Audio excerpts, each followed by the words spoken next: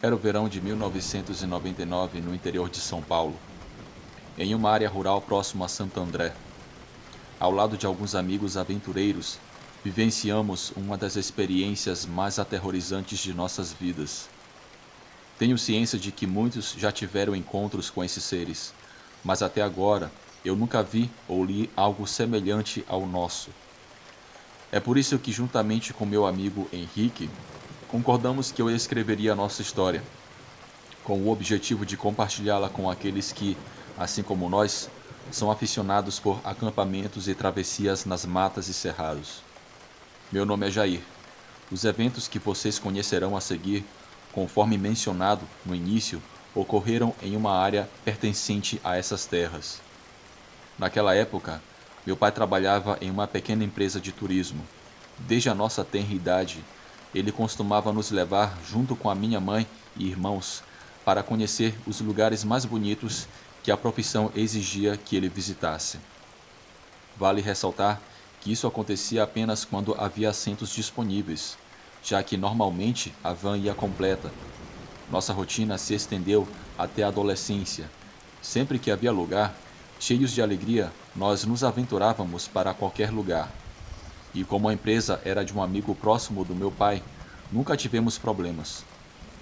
Quando meu irmão mais velho atingiu a maioridade, ele se juntou a esse negócio. Deram a ele seu próprio veículo, que se tornou sua ferramenta de trabalho. Ao contrário do meu pai, ele costumava ser mais reservado, especialmente com a van, que nunca usávamos para viajar.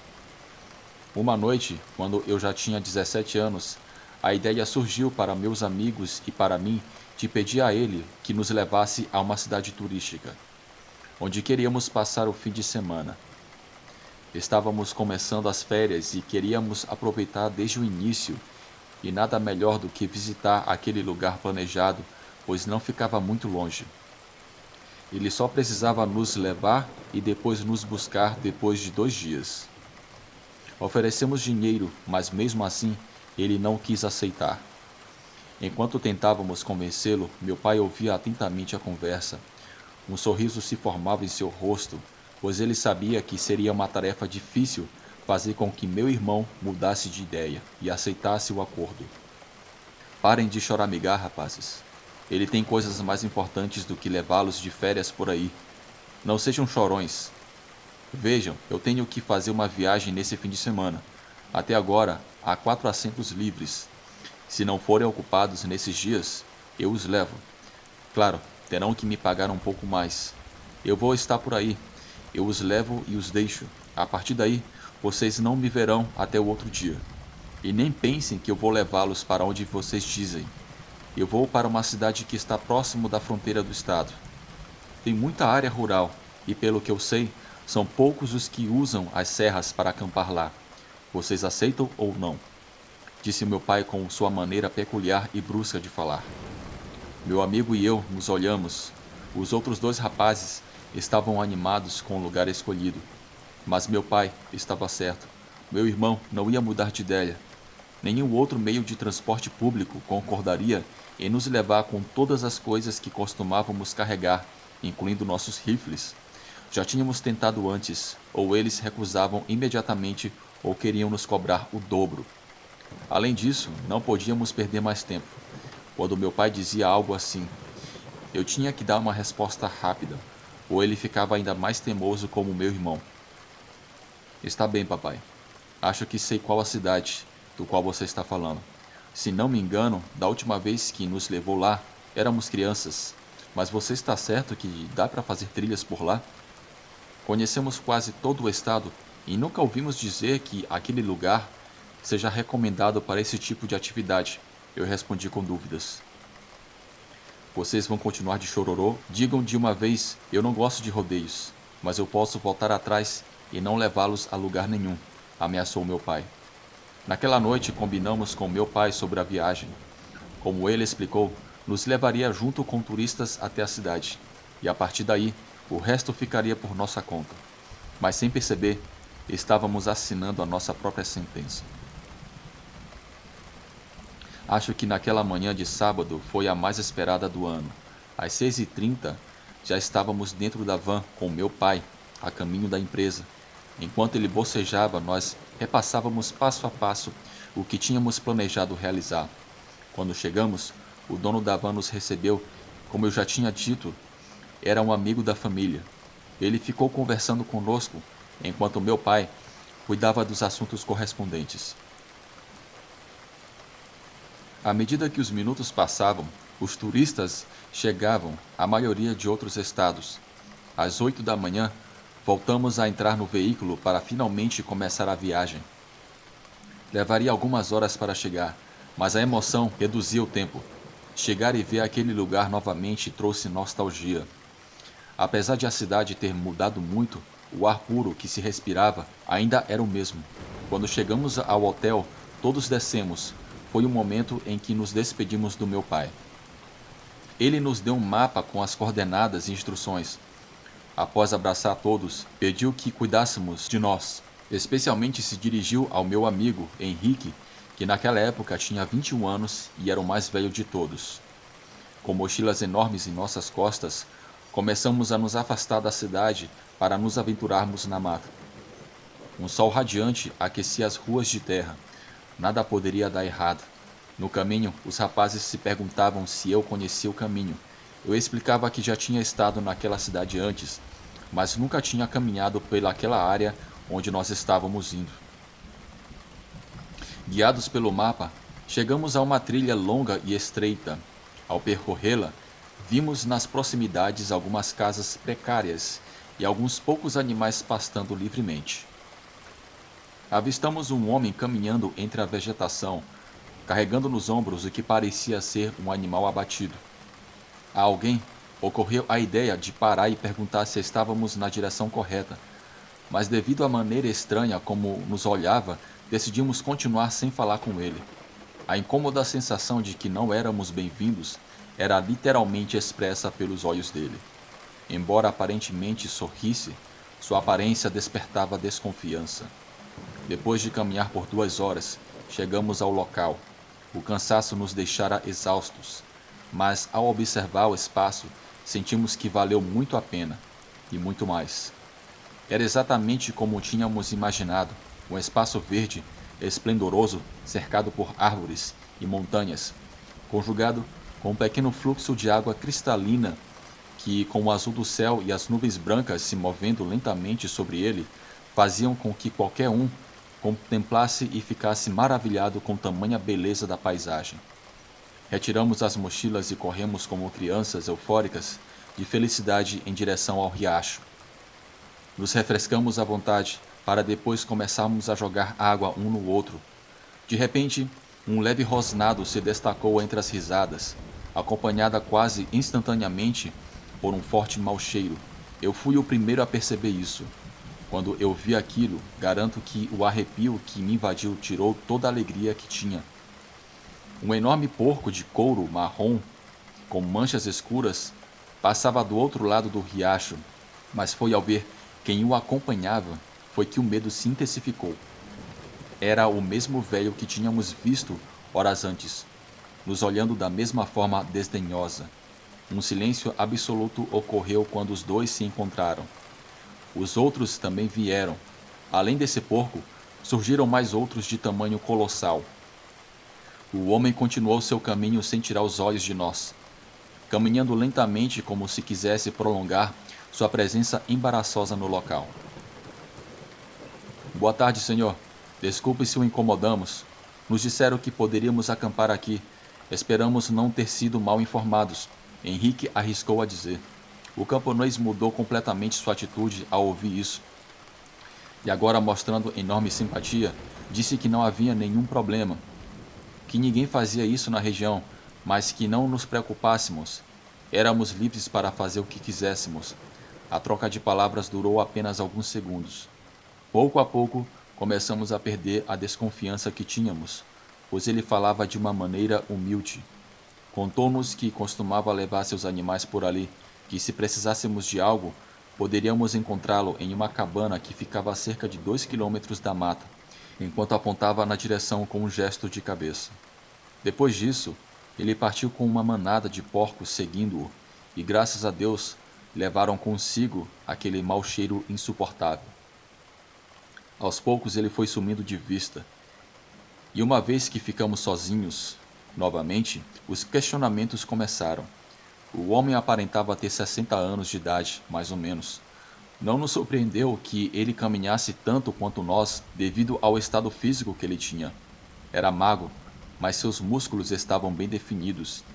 Estava sem camisa, então notamos uma grande mancha de sangue em suas costas e peito.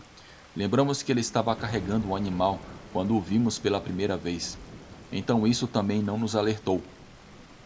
No entanto, nos parecia estranho que ele viesse por ali.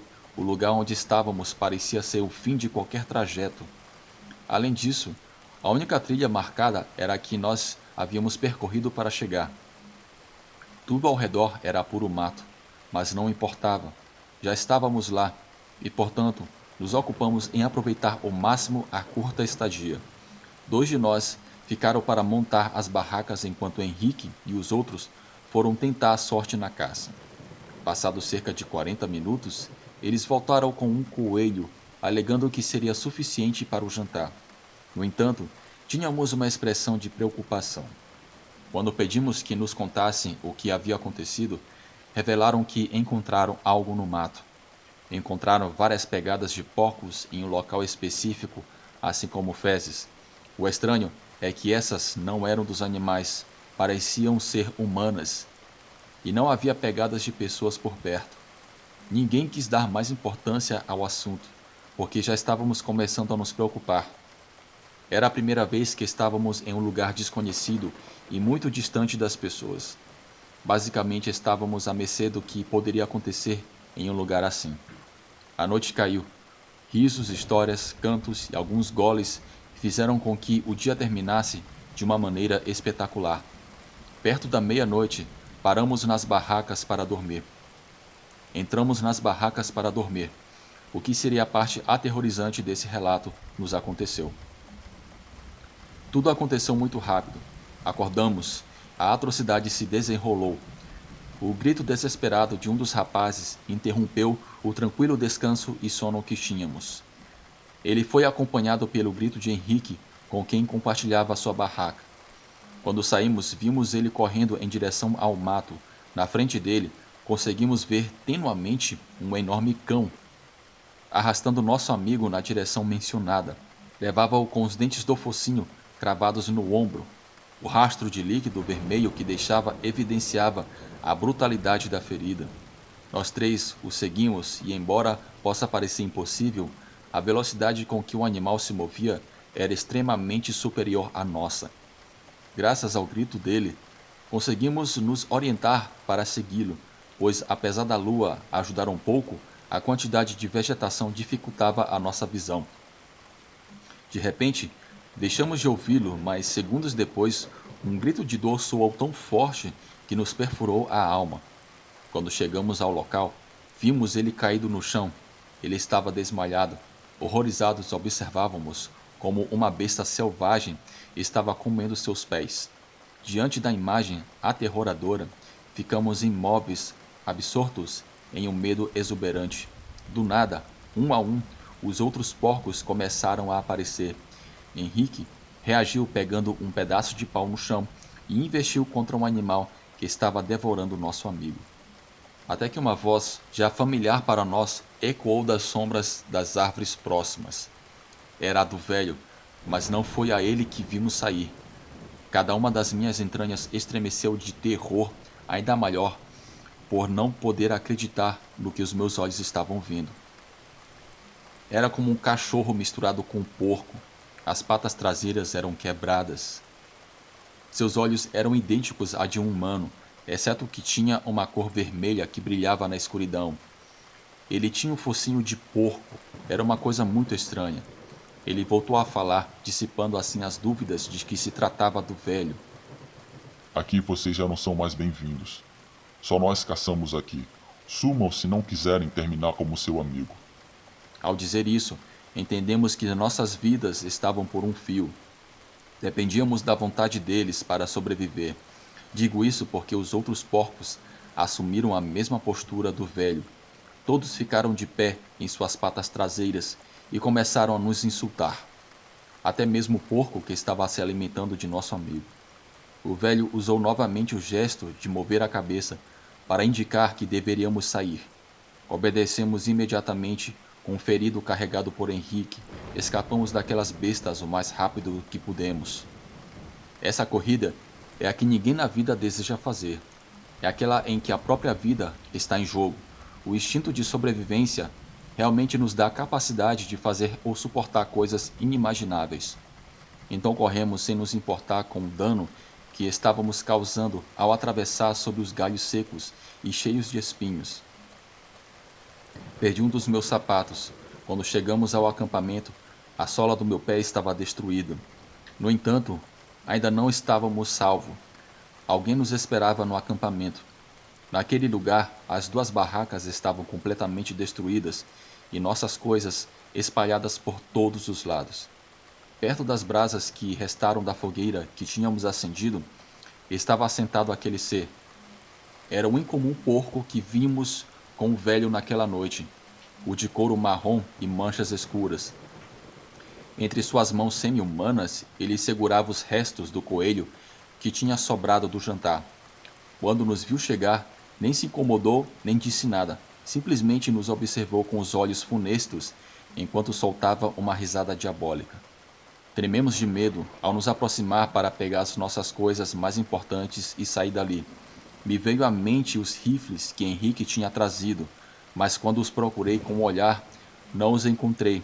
Assumo que os meus amigos pensaram o mesmo, pois os via revirando as coisas, mas também não o encontraram.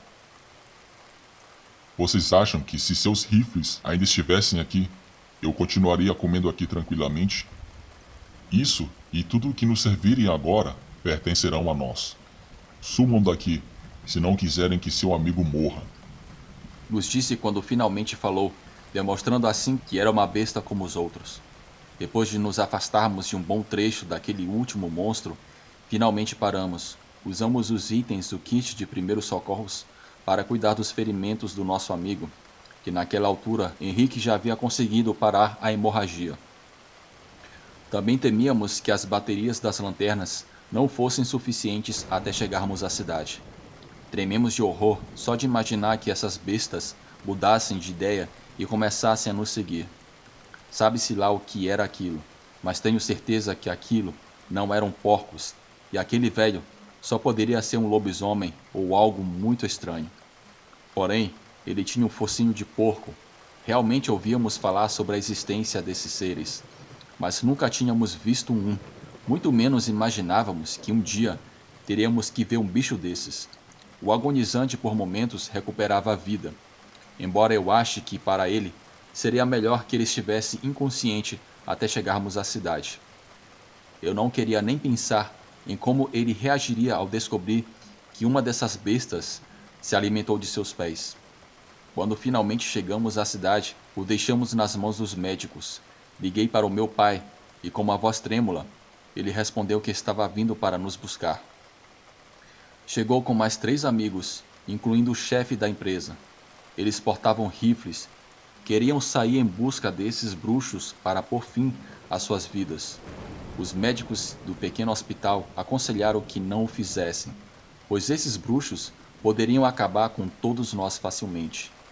Eles sabiam que no fundo da mata vivia um grupo de bruxos, mas garantiram que nunca haviam agredido uma pessoa daquela maneira.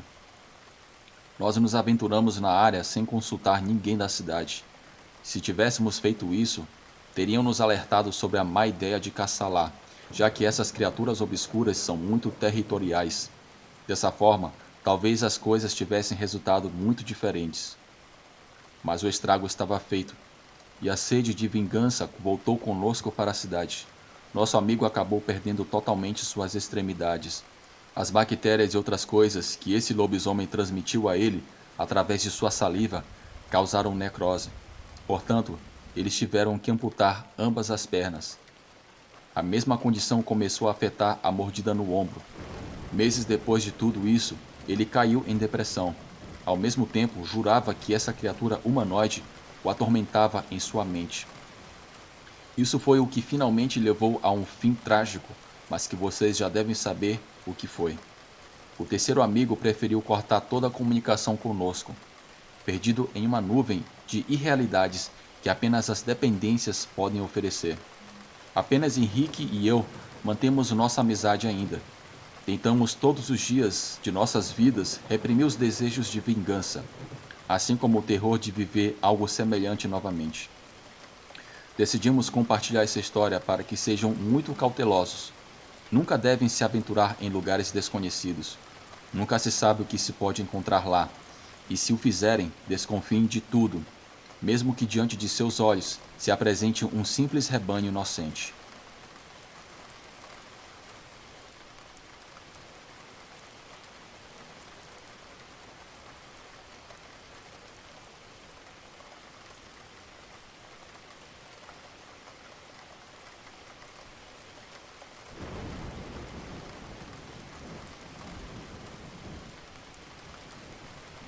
Meu nome é Jackson Camargo, eu moro em São João do Triunfo, no estado do Paraná. Esse fato aconteceu há uns 30 anos atrás. Havia um homem que tinha uma mercearia. Dizem que ele fez um pacto com o diabo e tem fatos que comprovam isso.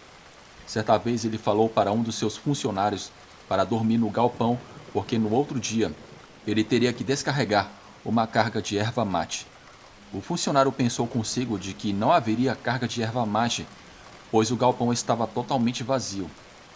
Ele ficou acordado por um tempo até que o sono o venceu e ele acabou dormindo. No outro dia, ele acordou com o galpão e estava cheio de erva mate. Ele ficou muito assustado e não quis mais trabalhar naquele lugar. Até hoje ele não sabe como aquele lugar se encheu do nada de ervas mate. Segundo relatos de outras pessoas, o dono da mercearia, sabendo que tinha que entregar outra alma e sabendo que sua mulher iria viajar, ele cortou o freio do carro da sua própria esposa. Na primeira curva, ela bateu o carro e não sobreviveu.